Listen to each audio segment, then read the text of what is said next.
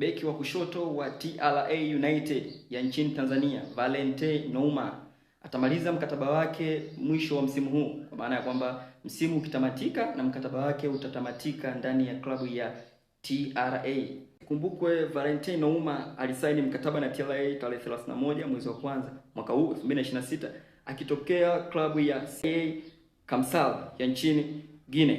Kwa hiyo mkataba uliosainiwa ni mkataba wa miezi 6, kwa maana ya kwamba nusu msimu, na msimu unavyoenda kutamatika ndio hivyo ambavyo mkataba wake naye utaenda kutamatika. Sasa swali kubwa la mashabiki au wadau wengi wamekuwa wakiuliza, je, Valentine Nouma ataenda timu gani?